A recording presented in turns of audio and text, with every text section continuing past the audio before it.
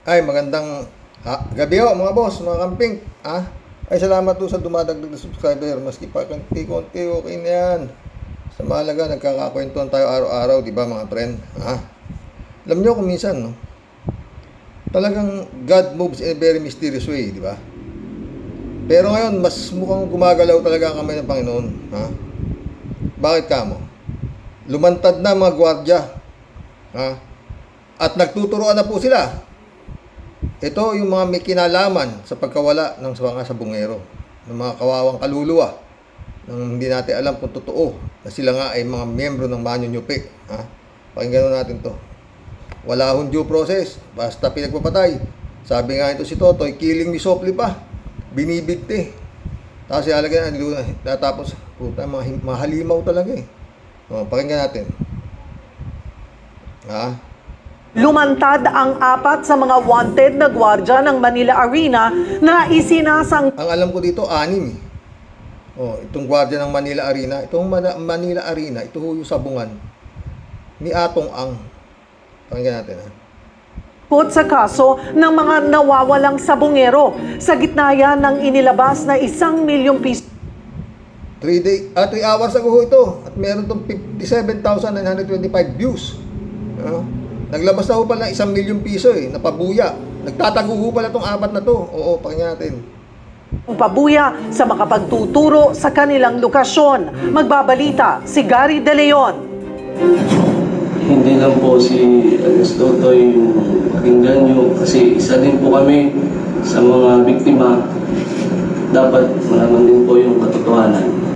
Puta, nagtuturoan na sila, no? Biktima rin daw sila Hindi lang daw dapat si Alias Totoy yung pinaniniwalaan nyo. Dahil isa rin daw ay biktima, sinasabi ko na Di ba? Tuloy.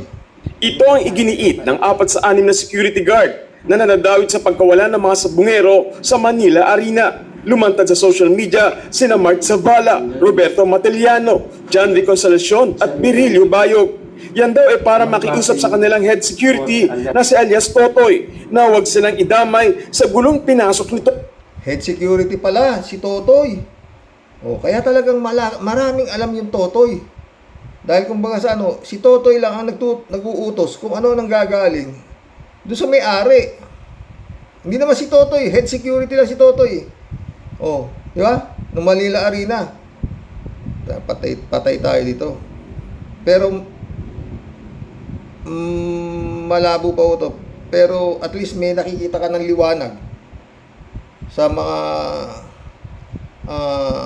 tawag dito.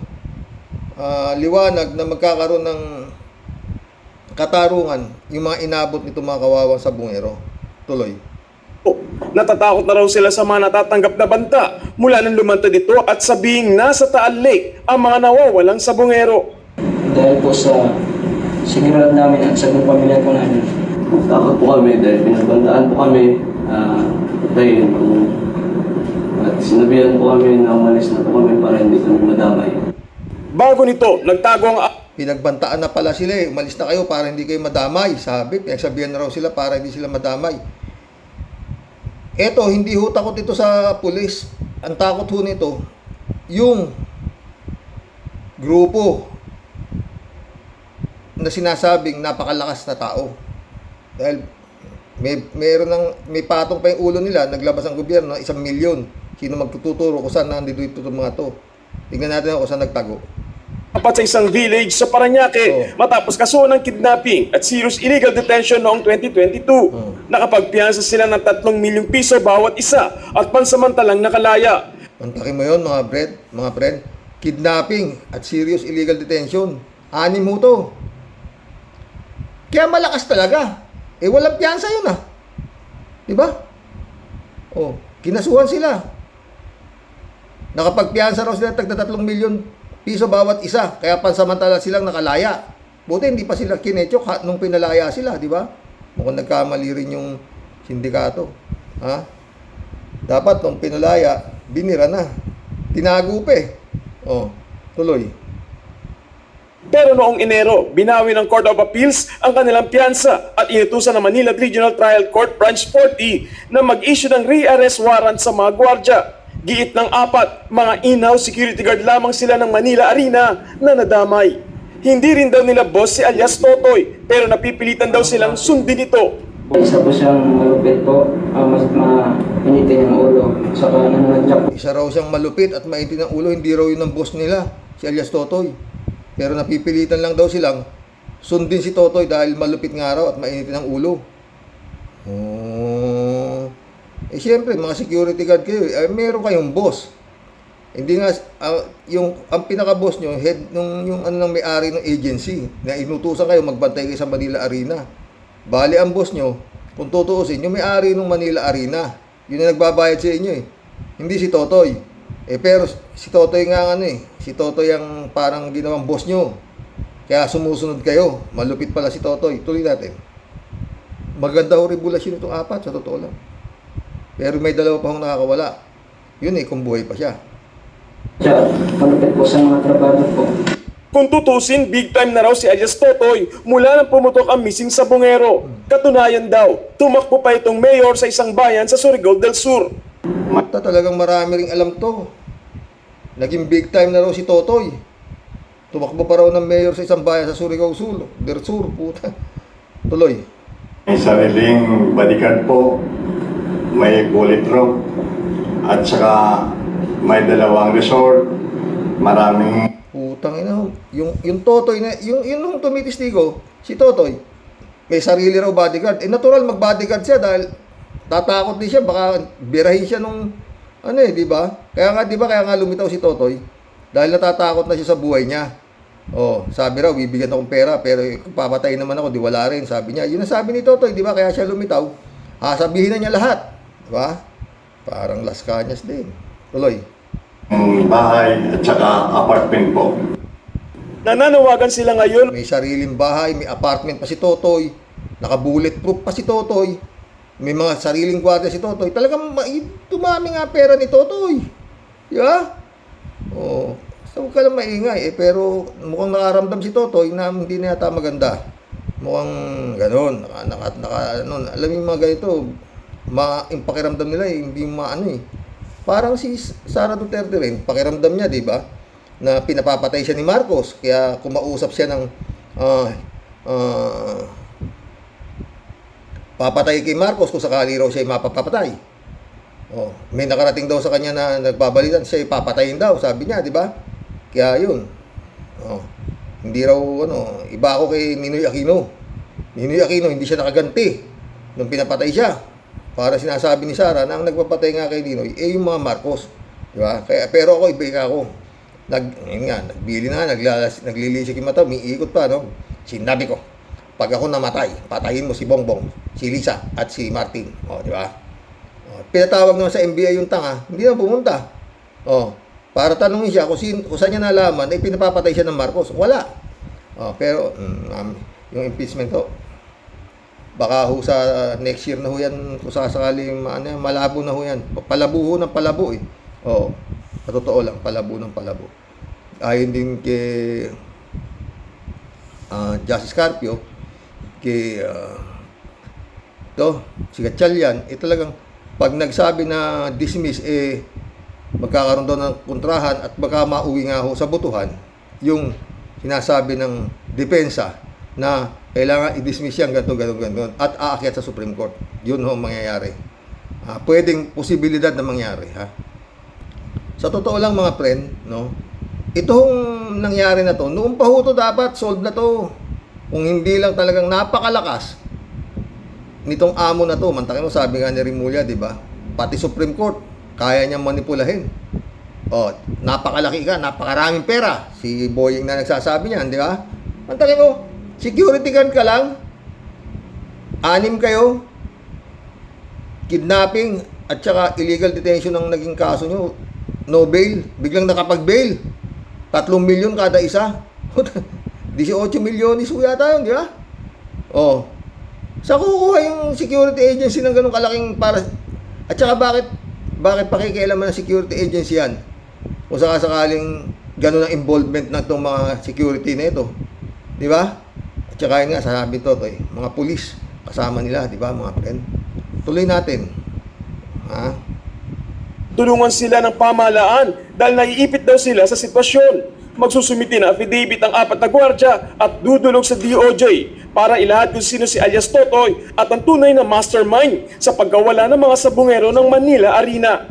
Para sa 1PH, Gary De Leon. Oh. Eh di may alam sila. Alam din nila kung sino ang tunay na mastermind. Alam din ho nitong 4. Pero ngayon lang sila mangungumpisal. Kaya noon, nung nahuli ho itong 6 na security na ito, antimano, nailabas sila, nakapagpiyansa sila ng tagda 3 milyon.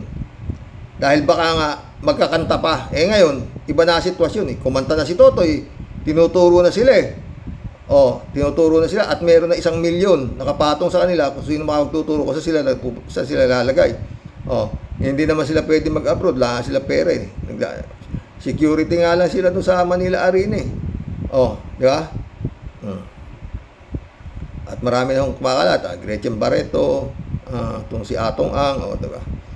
Wala akong pupuntahan to talaga si Atong Ang ho talaga ito, mga friend. At yun nga, ayon sa ano, baka may involvement pa si Bato kasi ito, si Bato tumatalpak din pala ito, sabi ni Gretchen, di ba?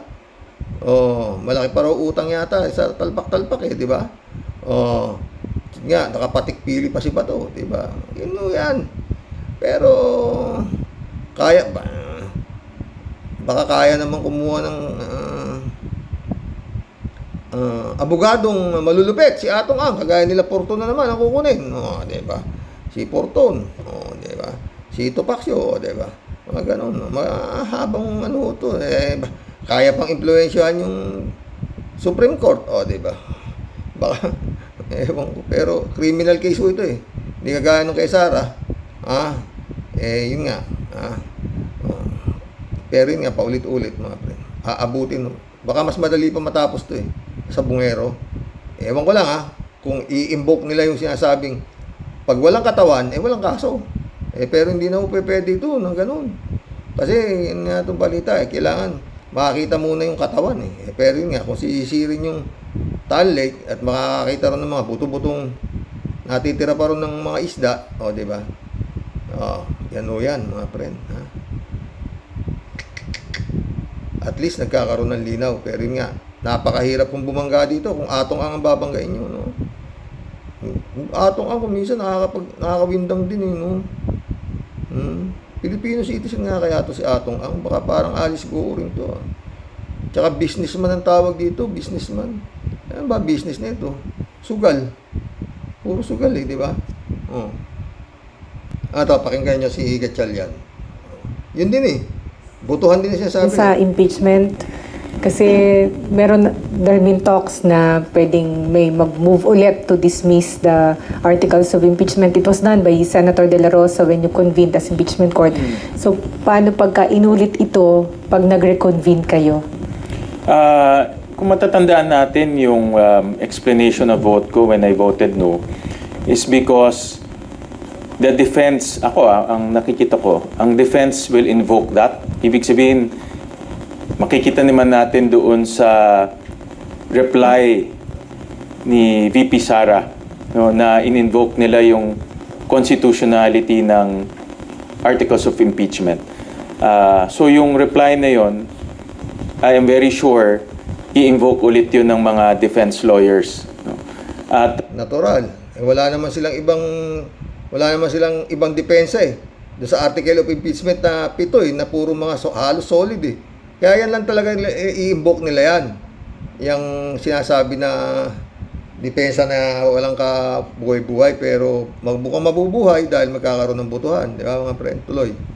possible yan na magkaroon ng botohan. Possible. Possible yan. Kasi i-invoke nila yan eh. No? So kung merong tumutol or merong sumang-ayon among the senator judges, possible yan. No? Pero hindi, sir, ang senator ang mag-move to. Tama na yan. Yun na yun. Possible. Yan o yan eh. Kaya, possible na. Aakyat yun sa Korte Suprema at yung Korte Suprema raw ang magdidesisyon kung sino ang tama at mali sa depensa at saka sa prosecution. Which is, baka abutin nyo yan ang eleksyon na. Hindi pa tapos. Diba? Oh. Yan pa. Eh, yun nga kila Hubert Webb eh. 15 taon na sila Hubert Webb nakakulong. Ha? Nanalo sa lower court. Court of Appeal, nanalo na naman yung si Visconde. Dinala sa Supreme Court. Inaabot na ng taon sa Supreme Court. Ilang palit na yung ano eh. Palit ng palit yung presidente. Si Keerap yata nakalaya yan eh. Si Hubert Webb. At sabi ng Supreme Court, mga bobo, bakit ninyo yan pinakulong? Walang kasalanan yan. Laya sila Hubert Webb. Eh baka ho ito, abuti na rin to ng ganon. Minamalas-malas tumbas ang Pilipinas na ito. Eh mga halimaw na naman ang mamumuno dito. Diba? Sa dami ng kwarta ng mga yan. Diba? Yan o, yan. Mga friend. Sino ba itong Atong Ang neto? Tignan pakinggan nyo. Ni Atong Ang at sino ang mga nakarelasyon niya. Sa dinami-dami ng mga babaeng na link at nadikit sa pangalan ng business tycoon na si Atong Ang, iisa lang ang inamin niya sa publiko. Ilang araw kasi bago Ang business tycoon? Ano kaya business ito? Wala ko alam eh. Maliban na yung mga casino. Tsaka yan nga, sabong. O isabong, di ba? Diwang ang araw ng Pasko ay lumabas sa mga bali-balitang nagkakamabutihan na sina Atong at aktres na si Sunshine Cruz. Base na rin ito sa mga lumabas na litrato at videos na kuha sa kanila ng mga netizens. Ang makikita naman sa kilos nilang dalawa ay hindi masasabing gawa-gawa lamang dahil very obvious na nasa isang relasyon na sila. At para matigil na rin ang mga usapin tungkol sa kanilang dalawa ay ipinamalita na ni Atong sa maraming tao na silang dalawa ni Sunshine ay nasa isang romantic relationship na nga. Hindi na nga nagtago ang dalawa at nagpakita na sa maraming tao na sila ay magkasama. Nakita ang pagdalo nila ng kasal nito lamang December kung saan magkasabay silang naglakad dahil sila ang isa sa mga pares na kinuha bilang ninong at ninang ng ikakasal. Pero sa pag-amin ni Atong sa kanilang relasyon ni Sunshine, marami tuloy ang nag-iisip kung ano na ang estado ng relasyon ng businessman sa kanyang unang asawa. May ilang mga haka-haka pa rin kasi ang lumalabas na legally separated na daw sila. Subalit ang ilan naman, talagang kuminsan same feather flocks together di ba? Di kong pala po siya marami rin chipay, 13 yata, balita. Tuloy. Ay nagsasabing dahil nakikita pa silang magkasama, ay hindi pa naaayos ng dalawa ang kanilang paghihiwalay. Kung si Sunshine ay legal ang annulment sa unang asawa nito na si Cesar Montano at anytime ay maaari na ring magpakasal. Si Atong ay isang malaking question mark pa rin sa publiko ang katayuan ng kasal ng kanyang legal wife. Hindi rin naman kasi showbiz ang kanyang asawa na makikilala sa pangalang Iris Ang. Walang kahit na anong impormasyon na lumabas sa kanyang pagkakakilanlan at pinanatili lang nito ang pagiging isang pribadong citizen. Maliban lang sa ilang mga litrato na kumalat online, ilang taon na ang nakalilipas na magpapakita sa masaya nilang pamilya kasama ang kanilang 4 na anak. Kung inyong matatandaan, taong 2019 nang sumabog ang balitang nagkaroon ng relasyon si Atong sa pamangkin ni Gretchen na si Nicole. Dito nakita ng publiko sa unang pagkakataon ang mukha ng first wife ni Atong kasama ang kanilang mga anak. Makikita rin sa mga mukha nila na masaya silang magkakasama. At doon din ay tinawag ni Gretchen na family ang pamilya ni Atong. Subalit kung ang sinabi ni Gretchen noon na masaya ang pamilya Ang na magkakasama, Matulis talaga to si Atong, no? ibig bang sabihin nito ay maayos pa rin ang kanilang pagsasama kahit maraming nalilink na babae sa businessman? Ang alam ng publiko sa ngayon ay legally married pa rin nitong si Atong. Pero may ilang mga reports ang nagsasabing hiwalay na silang dalawa ng kanyang unang asawa. Businessman ng businessman, wala malamang business nito eh. Meron ba kayong alam na business nito kung di sugal? Kaya naman malabo pa rin na masabi kung sila ba ay nagkasundo na maghiwalay na o kasal pa pero hindi pa annulled. Tahimik lang din ito sa mga babaeng nadidikit sa pangalan ng businessman at kahit kailan ay hindi nagpa-interview sa media tungkol sa kanyang mister at maging sa pamilya nila. Ang tanging nasabi lang ni Atong noon sa isang interview ay masaya sila ng kanyang asawa at mga anak. Ako sa pamilya ko, sa asawa ko, masaya kaming lahat. Hindi ko ipagpapalit na sirain ang pamilya ko, lalo na sa asawa ko, para sa mga gulo-gulo lang. Napag-usapan din kasi ang magiging implikasyon nito sa kasalukuyang relasyon nila ni Sunshine. Hindi pa mismo nagsasalita si Atong kung paano nagsimula ang kanilang relasyon. Pero malinaw sa publiko na ang makita lang silang magkasama at hindi na ito'y tinatago ni Atong ay senyales na hindi niya ikinakahiya ang pagkakaroon niya ng mas batang girlfriend. Kahit si Sunshine ay tikom pa rin ang bibig hanggang ngayon. Dapat lang, huwag mong ikahiya yan. Dahil kung hindi ka naman maraming pera, patulang ka ba niyan? Hindi ka naman gwapo. Pero mababa ka sa kanyang mukha ang labis na kasiyahan kapag naiispatan silang magkasama ni Atong. Marami naman sa mga Ito si Atong, mga friend. Kung ano yung nakikita ninyo na mukha niya, yun na yun. Sa personal, yun na yun. Gwapo ba yan? Hindi naman. netizens ang natuwa nang marinig nila sa unang pagkakataon na magsabi si Atong na may karelasyon siya. Ilang babae na rin kasi ang naling sa kanya pero dininay. Tulad na lang nga noong mapag-usapan ang tungkol sa relasyon nito at sa pamangkin ni Gretchen na si Nicole. Nagkaroon pa nga ng away sa pagitan ni na Gretchen at Yun ang maganda, mga friend. Batang-bata yun. Yung Nicole. Oo. Nicole. At ang sinasabi ng pamangkin niya ay inagaw ng kanyang tita Gretchen si Atong mula sa kanya. Pinabulaanan naman ito ni Atong at sinabing mabait lang siya kina Nicole at sa nanay nitong si Marichu dahil sa pagtulong nila sa negosyo niya. Ang istorya naman dyan, siguro ages ago, siguro 9 years ago, si Marichu, nanay ni Nicole, tumutulong sa negosyo ko yan. Ngayon tumutulong siya of course. Nung tumutulong siya, nag-aaral pa si Nicole noon. Oo. Sa mga galaw-galaw ko, syempre inaabutan ko siya. Oo. Dagdag pa ni Atong na dahil sa pagtutulong Parang si Atong ang ano eh.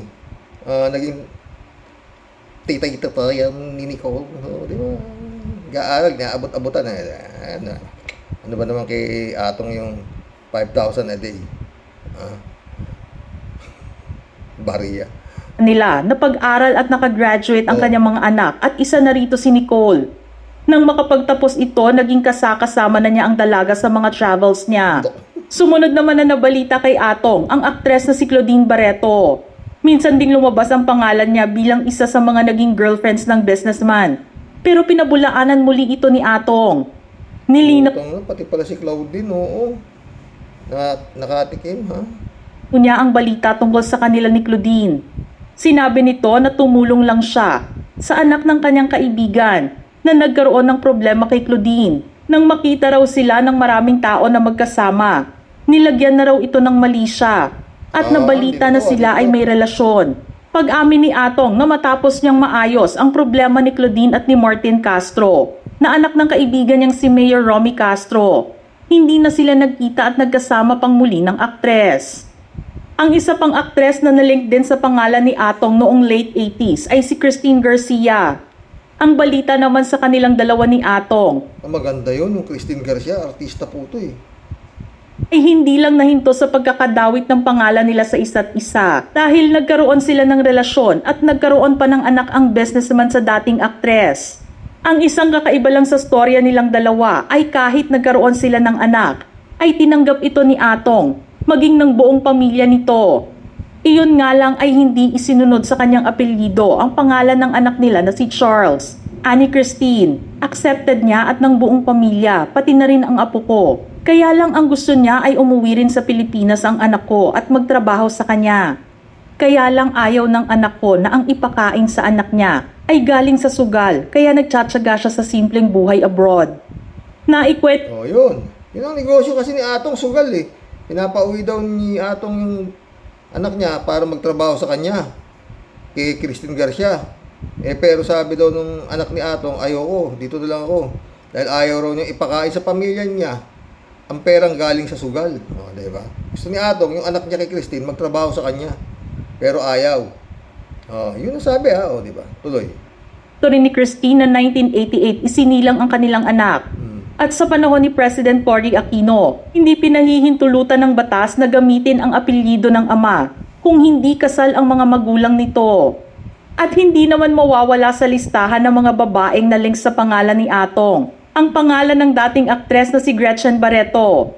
May ilang dekada na rin na pinag-uusapan ang tungkol sa relasyon ni Atong at Greta. Pero pareho silang nagsasabing walang kahit na anong romantic ang namagitan sa kanilang dalawa.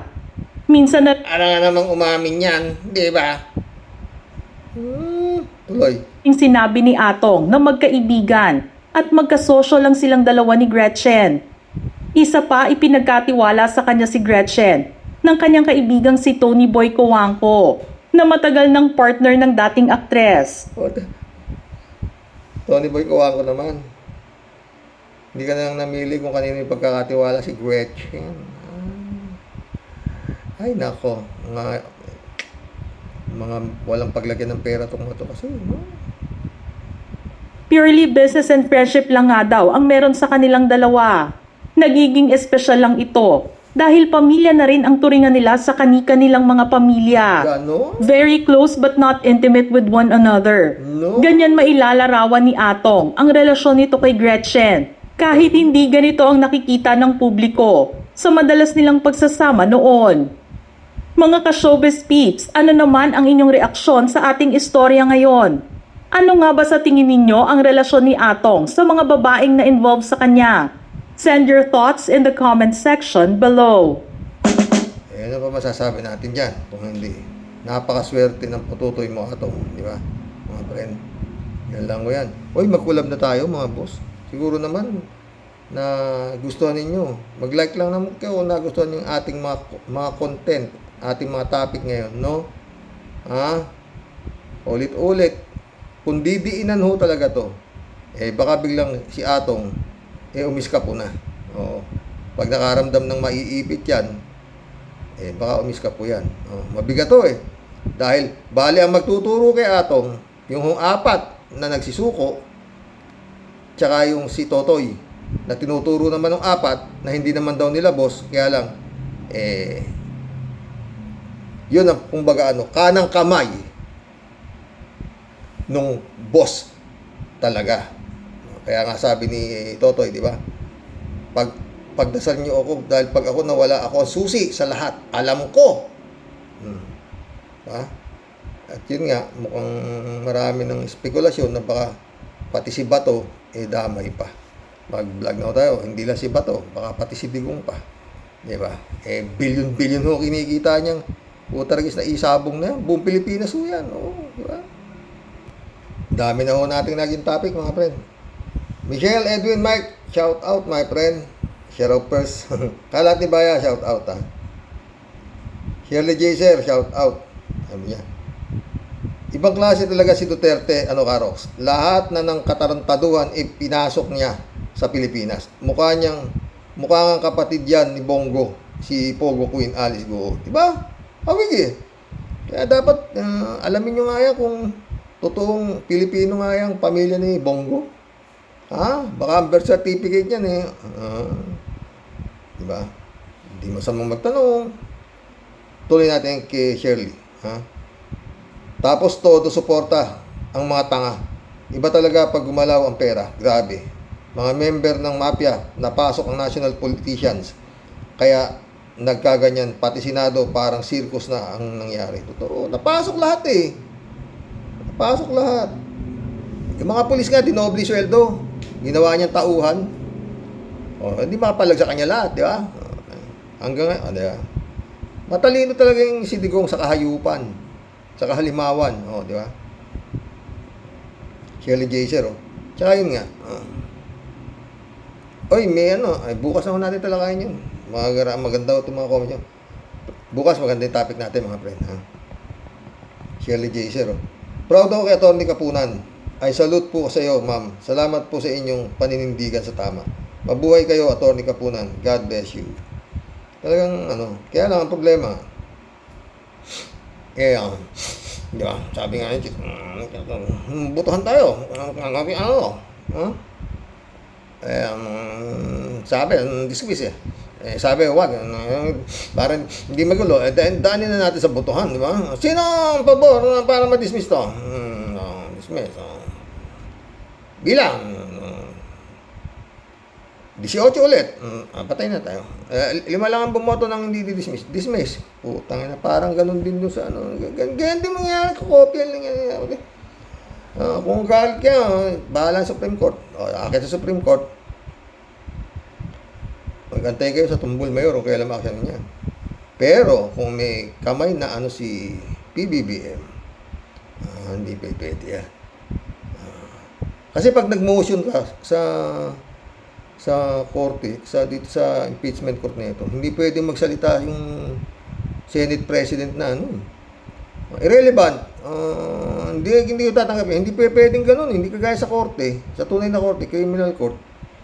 Pagka mali yung nung abogado nung isa, irrelevant, sasabihin na gano'n, mga gano'n, magkabanat na mga ganyan. Iba itong impeachment court na to, sabi nga nila show generis daw Kasi nga, yung mga judges na yan, senador na naging judge, wala naman nalalaman. Take mo, si Bato, judge, si Kimo, judge, si Lito Lapid, judge. Hindi nga nakatapos data si Lito Lapid. High school graduate lang din, di ba? Circus lang yan, Tapos, bigla ngayon, naka-robe, judge. Kaya kung minsan, nakamputang na dapat papamura ka, di ba? Puta. Pumilit.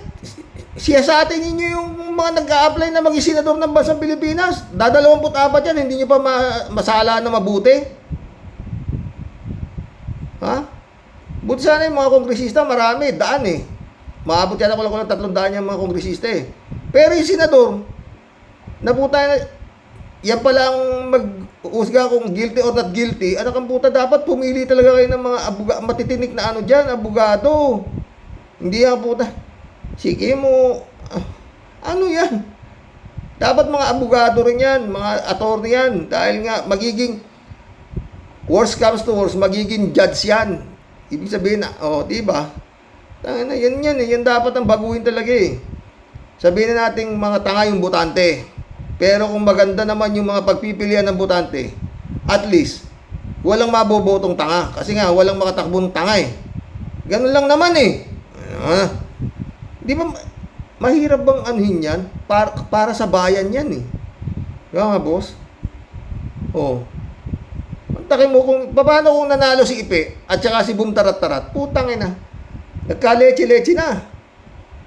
Diba? Nanalo pa si Kibulog dahil sa tanga. Di na-leche na yung Senado, ano na itsura niyan? Putang yan. Di ba? Pumili ko yan, dapat kayong magano dyan, 24 yan sasalain ninyo. Diba? Simple naman Dapat kasi magiging judge, napakahirap maging judge, isang judge sa tunay na buhay. Kailangan graduate ka, bar passer ka pa. Tapos, experience mo pa bago ka maging judge. Puta na dito sa Senado, marunong ka lang mangloko ng tao, naiboto ka ng tanga. Pagdating ng araw, merong may i-impeach, judge ka na. Sa ayaw at sa gusto mo, magiging judge ka. Puta yan. Kakaiyak ko ito, puta tayo. Papamura ka. Decide, shoutout. Sir Rox, malamang na baka tama naman ang hinala mo. Hindi Pinoy yang si Bongo. Tanong-tanong lang, di ba? Ito yung itsura, Chik na inchik Tsaka ano ba papilya si Bongo kundi umalali kay Digong. Hindi yata naging barangay captain yan Nung nanalo si Digong, umaso-aso kay Digong, tumakbo senador, panalo. Susan de la Cruz, shout out. Good evening, Karox, at sa mga kawaro, sabi. Librado Ludovico, shout out. Red Saturday morning, Karox, and to all warriors watching from Edmonton, Alberta, Canada. God bless. Stay safe and healthy. Buhay pa yung si Chinese spy na yan. Isama na rin itong si Bonggago, Librado. David Allen Mendoza, shout out. Good evening po, Karox. Ang bagal po talaga ng hustisya dyan sa bansa natin. Bakit? Nasaan ka ba, David? Wala ka ba dito? Swerte mo kung wala ka dito. David ulit, Karox, marami pong mga Chinese citizen na pumasok sa politika ng Pilipinas. Isa na yan si Joey Uy. Yun nga, hindi pala in-check, nakapasok. Mabuti at nabisto hanggat maaga pa. Di ba? Takin mo lalakas ng loob, puta, hindi pala Filipino citizen eh, niloloko. Eh talaga, di ba? Kalat ni ulit. O Celito Mabait, shout out. Friend Shervin Sapeda, shout out. Christian Sen, July 7 Alcantara, shout out sa inyo mga bossing. Friend Ivinson, Dolor Garcia, shout out ha. Eman Escalona nak, shout out. Puro nasaan yan? Nasa Italy si Eman, nasa Amerika din yata. Adorasyon Di Maranan, shout out. Sabi ni Friend Shervin, go, go. Naging go na lang. Ngayon, Xerox. Go, naging goho. Pak Taylo. Waka nga na ang mga shengshot, mga shenghot. Yan na nga ba ang sinasabi ko eh. Bakit parang nabubuslot yata lahat ng naging kawatan ni Ingkong Xerox? Yun nga. Diba? Tawa ka ng tawa. Sa una ay kay Tamis, walang katapusang ligaya. Pero anong nangyari? Bakit parang gumuho na? Lumabo na ang pag-asa. Watak-watak buong tropa. Si Martires ay retired na. Sakit ulo Topak Sara. Bato, Bongo at Padilla humahataw sa pagbira. Baba Aimee, ewan ko ba? Tawa si Tia Deli. Grabing sip-sip, kakay Sara ha? Si Caldero, Marcoleta, Villanueva at iba pa. Hinaharang ang hustisya. Puro daldal at apila. Ididismiss daw sigaw nila. Di ba kayo nasusuka? Grabing kapal ng mukha nila. Taong bayan, asan ka na? Nalungkot mo naman. Taong bayan, asan ka na? Sana lang may matapos na. Ubod gulo ng istorya. May hustisyang walang kwenta. Abusado lahat sila. Madam Sayad na ingrata. Punot dulo, puro gyera. Sana lang ay lumayas na nang ang mundo'y tahimik na. Tumula ka na naman, Tia Deli. Bong Tupa, shout out. Maraming matatalinong senador sa Senado. Kaya lang, walang paninindigan, integridad at respeto sa sarili dahil sa utang na loob at nagbubulag-bulagan sa katotohanan. Totoo yan, Bong Tupas.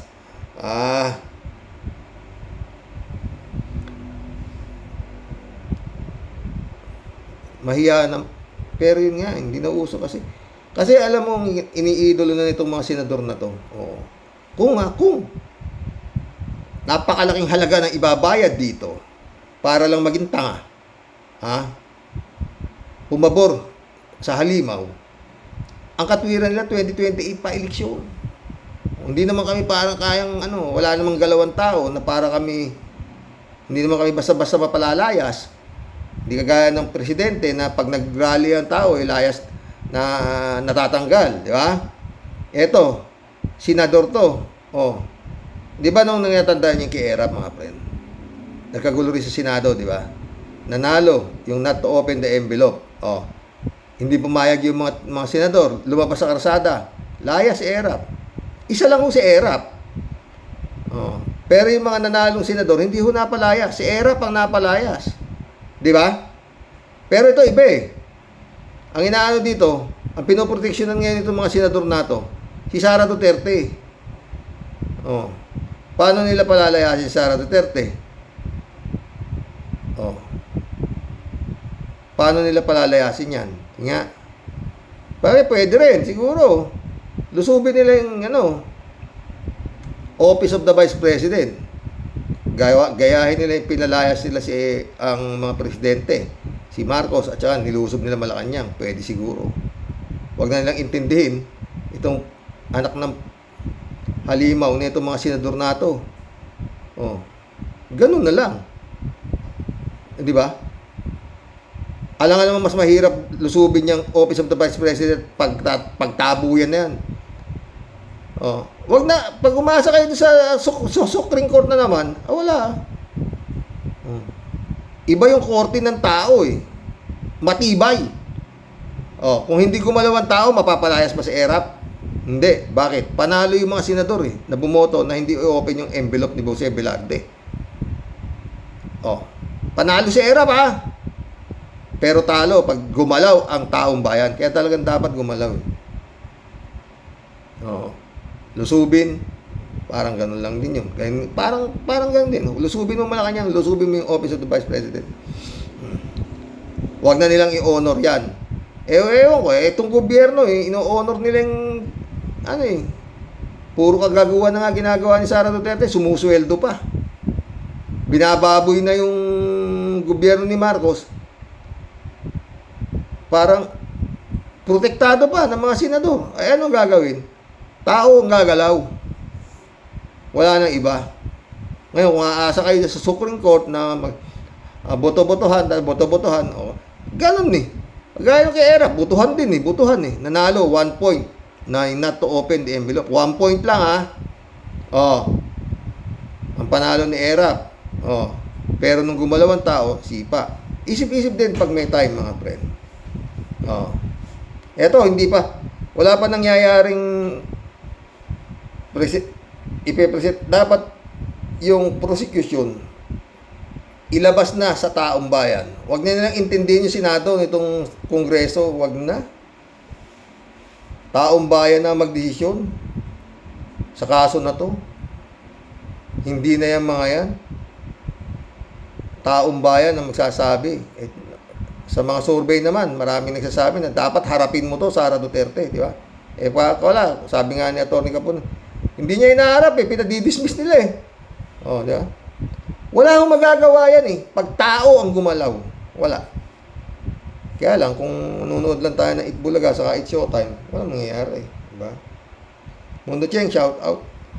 Isang kahangahangang isang abogada na nagtatanggol sa bayan kahit na wala ng bayad. Di tulad ng mga abogadong nasa Senado na pinasasahod ng taong bayan na nagtetraidor pa sa bayan. Ganyan, kawalang hiya ang mga yan.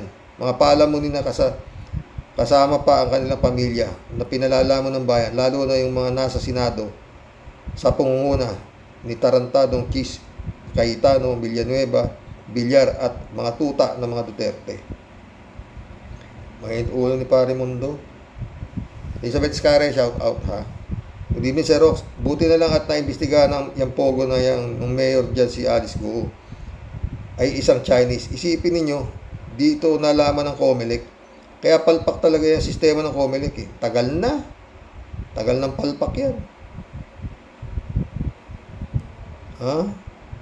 Kung bakit nakakalusot ito. Baka marami pa dyan ganyan, mga Chinese na nakakalat sa buong bansa. Wow ha. Dapat lang mas mahigpit na COMELEC sa susunod. At dapat lang may tinapos ito na mataas na kaalaman nito at least college graduate at may good moral character. Hindi lang college graduate, Elizabeth. Pag senador ka, dapat ganyan pala nagiging judge ka. Dapat talaga abogado ka. Puta si Kimo, sipin mo haba ng bigote, judge. Mundo Cheng ko nito. Hindi na basta-basta i-dismiss ng walang batayan, kung dapat nga bang i-dismiss. At si Sara lamang ang may karapatan mag-dismiss ng sarili niyang kaso.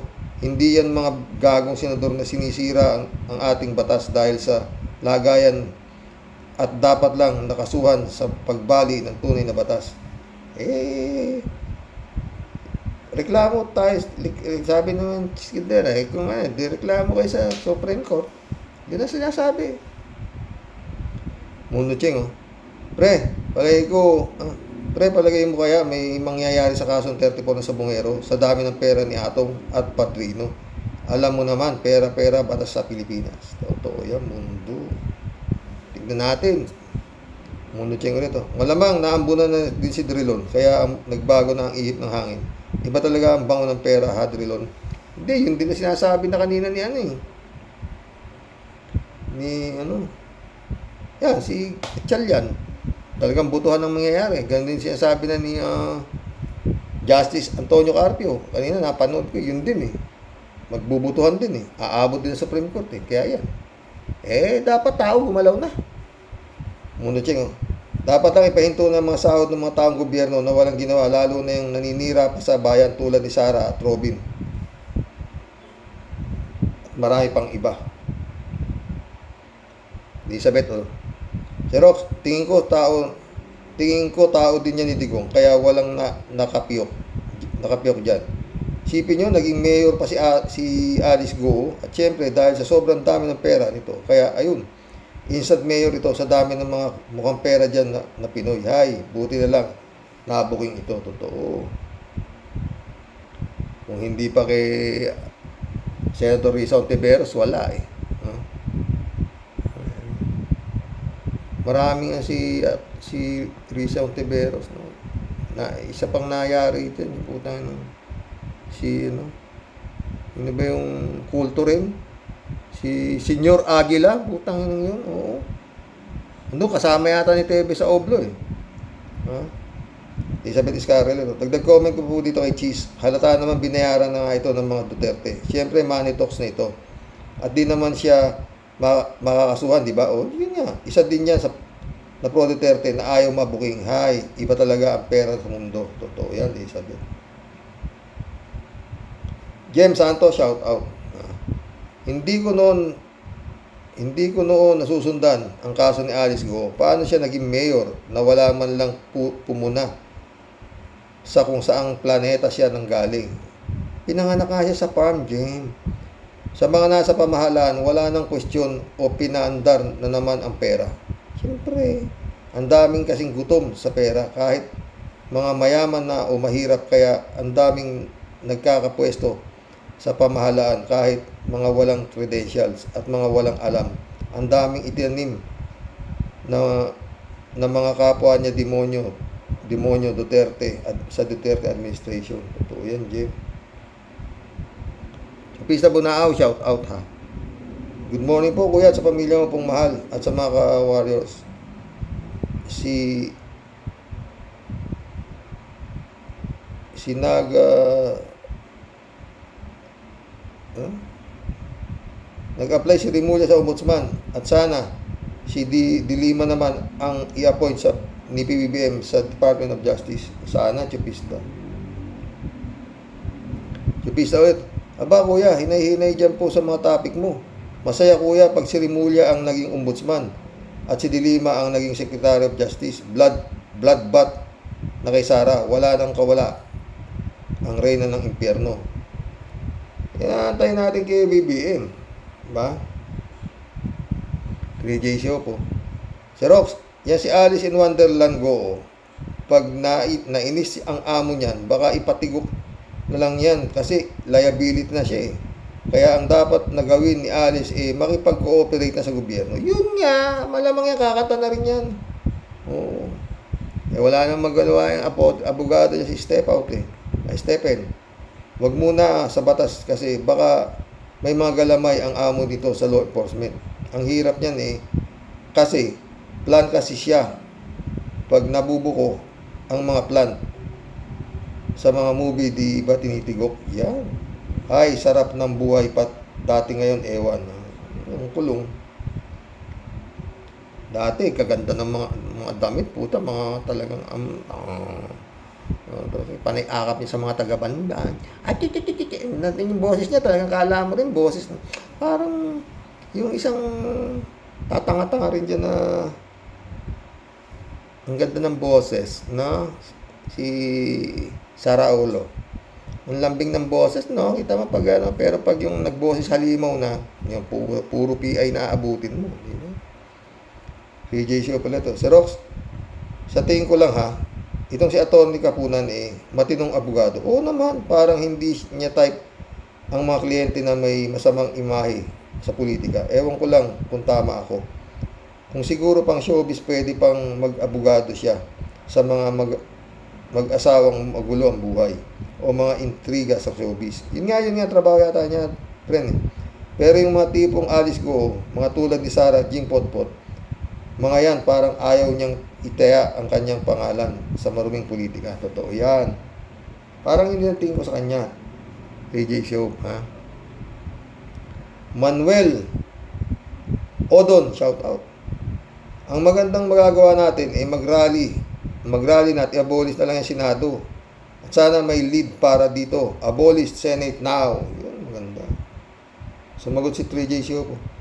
Hindi Senado ang i-abolish. Ang mga DDS senators ang dapat i-abolish. Saka pag ang senador ay ob-ob, dapat i-abolish din. Talagang dapat.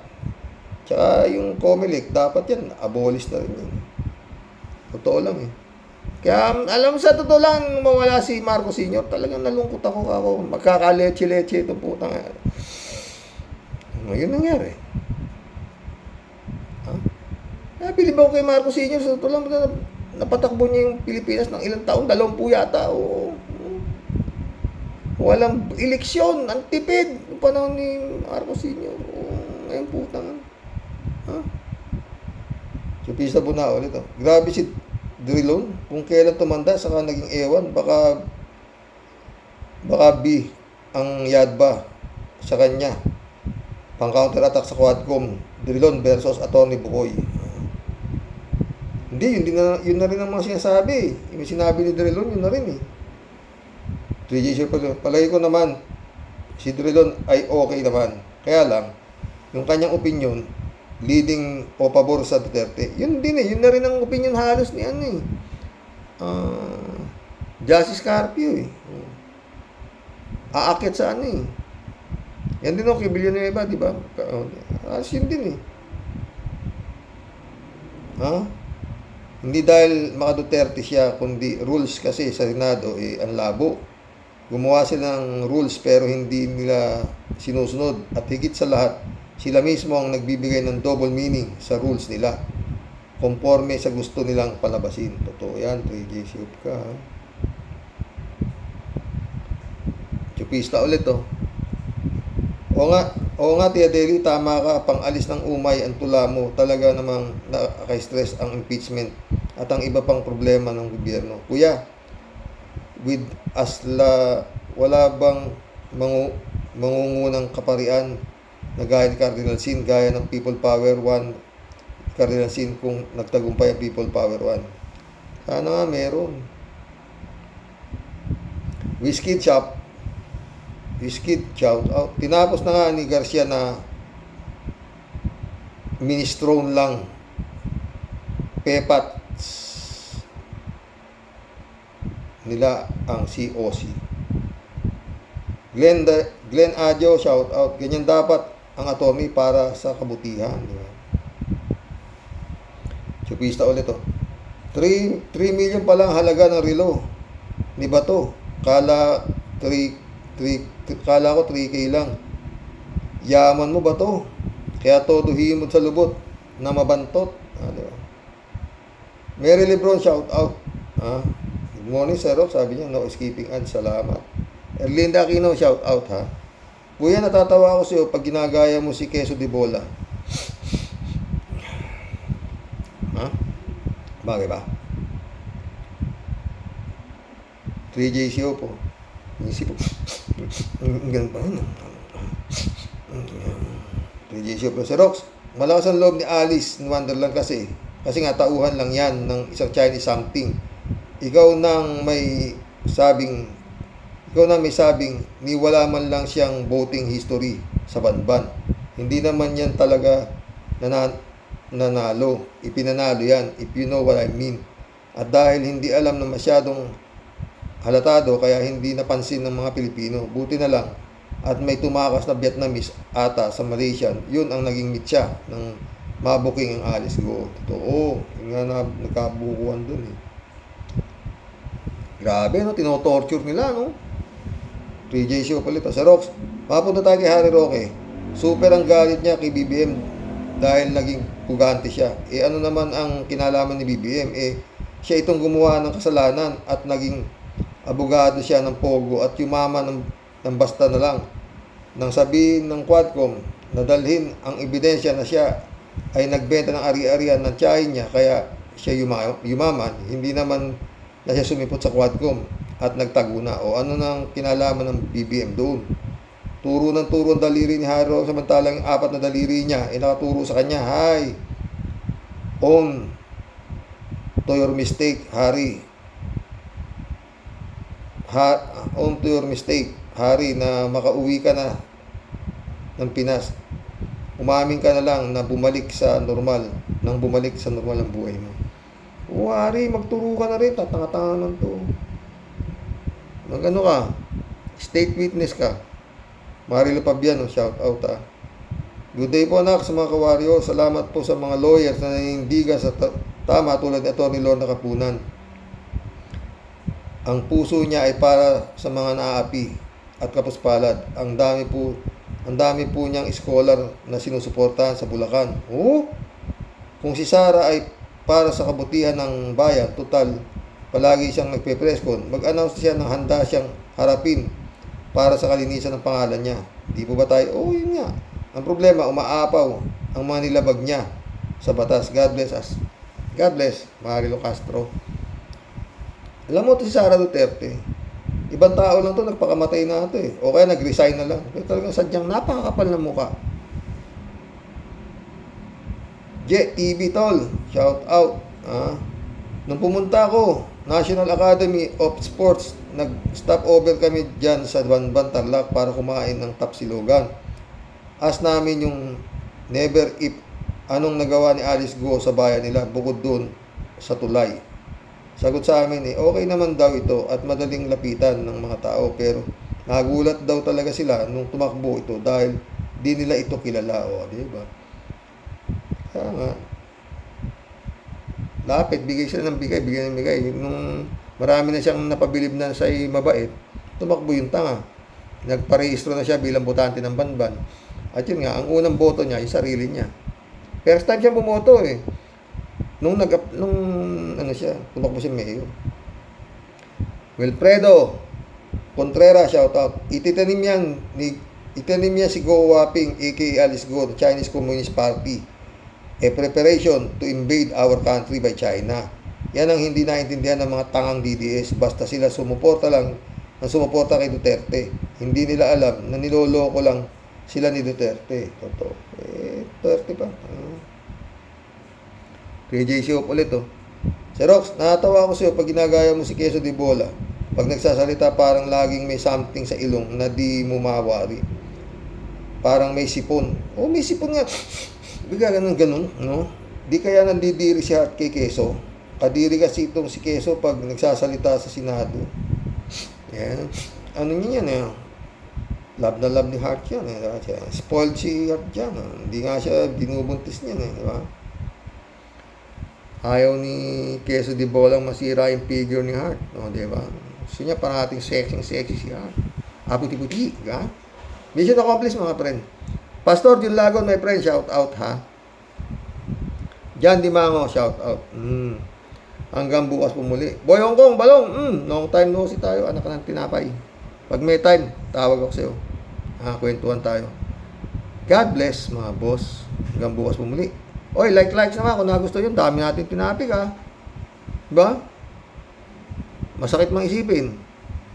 Mukhang wala akong mangyayaring trial sa taong ito. Sana mali ako. God bless. Good night, mga friend.